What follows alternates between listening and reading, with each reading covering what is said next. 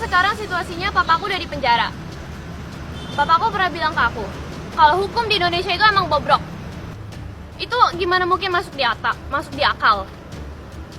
Dia dituduh kayak gitu, terus divonis maksimal 6 tahun. Masuk akal gak? Ini aku yakin ini ada permainan di sini. Emangnya papi aku siapa? Papi aku tuh cuma mau ngebela korban-korban.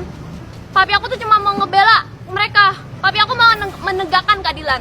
Tapi sekarang malah papi aku yang dipenjara. Sementara penjahatnya bebas berkeliaran di sana. Padahal ya, berdasarkan Undang-Undang 45, tugas dari pemerintah itu adalah untuk mengayomi dan melindungi masyarakat.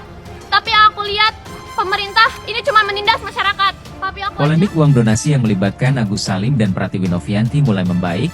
Kini terdapat polemik baru, yakni Alvin Lim yang tiba-tiba muncul membuat kehebohan karena menuding Novi melakukan bisnis penjualan bayi hingga narkoba. Diketahui buntut tudingan Alvin Lim, Novi telah melaporkan Alvin Lim ke polisi. Novi juga telah meminta perlindungan ke Komnas Perempuan. Akan tetapi Alvin Lim bukannya meminta maaf atas ucapnya tapi justru menantang dan akan melaporkan Novi ke polisi. Putrinya Alvin Lim, putrinya di bawah umur yang memviralkan diri di medsos. Awalnya bermula dari kasus Alvin Lim yang telah divonis 4 tahun 6 bulan karena mempergunakan surat palsu. Apakah Anda tidak membuat laporan polisi?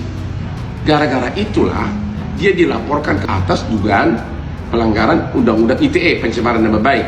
Ya, gara-gara itulah kemudian si putrinya ini memviralkan diri, entah diajarin untuk menarik simpati publik. Tapi itu jelas-jelas melanggar Undang-Undang ITE. Kalau itu untuk apa gunanya Undang-Undang ITE?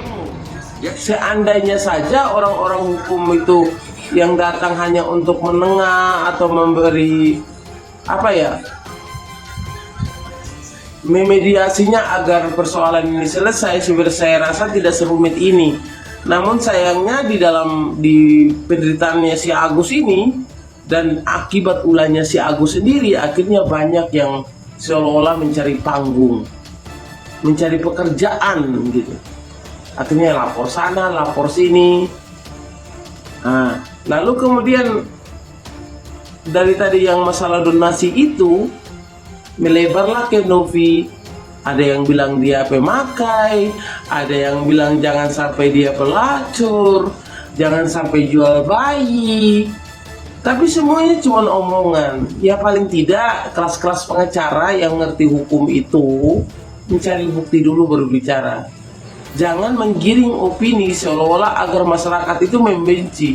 Sayang Pak, dengan track record atau mungkin jejak digital yang kalian miliki itu tidak akan menutup kebaikan Novi di mata publik. Apalagi Novi yang sering kalian hina ini kemarin dapat penghargaan lagi loh. Kapan ya kalian sebagai pengacara dapat penghargaan karena benar-benar menegakkan hukum? Paling tidak ada awardnya juga nanti jikalau benar-benar hukum di Indonesia ini benar-benar sudah adil. Dan orang-orang hukumnya bukan saja mencari siapa yang salah dan yang benar, karena siapapun yang salah dan benar berhak mendapat perlindungan hukum, tapi bagaimana menempatkan hukum sebagai tahta tertinggi untuk menemukan ketentraman, kedamaian. Kalau masih bisa dimediasi, kenapa harus sampai ke pengadilan? Kalau memang hukum ada untuk kesejahteraan dan ketentraman, kenapa harus banyak masalah? Kayaknya jadikan hukum itu sebagai ibadah, bukan ladang pekerjaan. Penasihat hukum Pratiwi Novianti dan CEO founder Equality Law Firm Setara Institute, Disnaryanti, menyatakan Pratiwi Novianti telah melaporkan dugaan tindak pidana terkait dengan ujaran-ujaran dari dua orang, yakni RD dan AL, yang pada pokoknya merendahkan martabat perempuan, integritas personal Pratiwi Novianti, dan mencemarkan nama baik dengan sejumlah pernyataan yang tidak perlu kami ulangi. Laporan tersebut dilakukan pada Ahad 8 Desember 2024. Kami mengapresiasi Polda Metro Jaya yang telah menerima kami dalam proses pelaporan.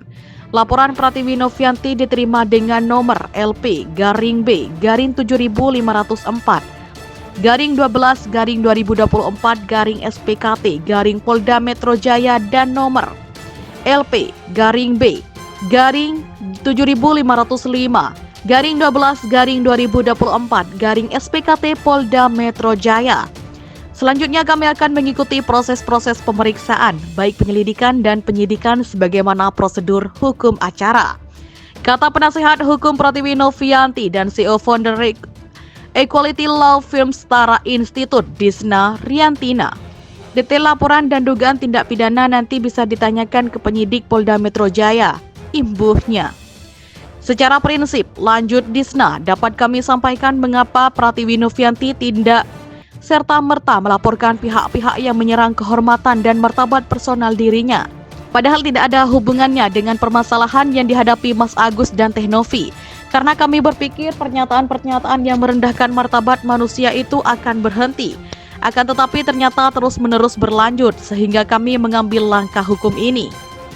Ia menegaskan upaya pelaporan ini bukan hanya ditujukan untuk menjaga martabat personal Pratiwi Novianti, tetapi memberikan edukasi hukum bagi publik bahwa pengacara adalah profesi mulia dan tidak seharusnya rangkaian pembelaan atas kliennya dijalankan dengan menebar pesan-pesan destruktif yang merendahkan martabat manusia, profesi orang, dan lain sebagainya.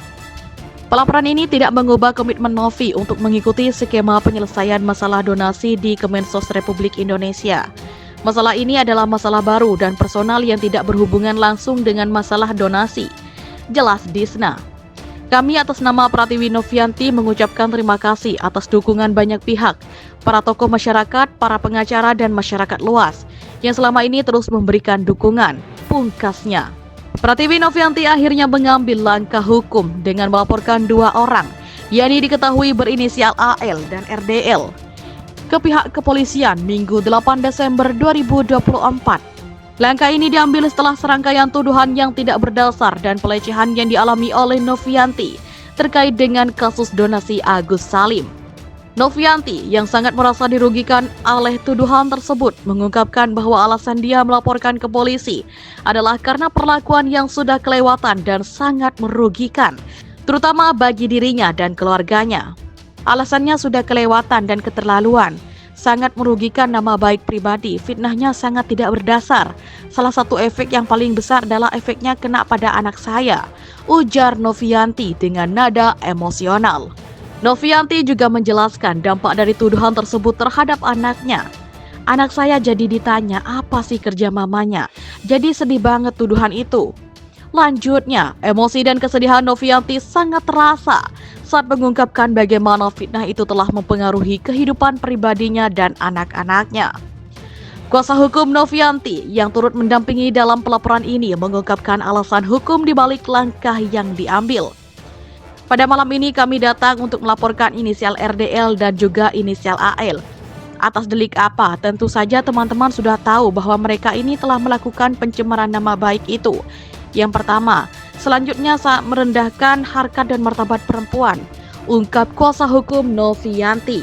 Kuasa hukum juga menjelaskan bahwa tuduhan yang dilontarkan oleh AL dan RDL terjadi melalui platform YouTube yang kemudian digunakan sebagai wadah untuk menyebarkan pemberitaan yang tidak berdasar dan merugikan.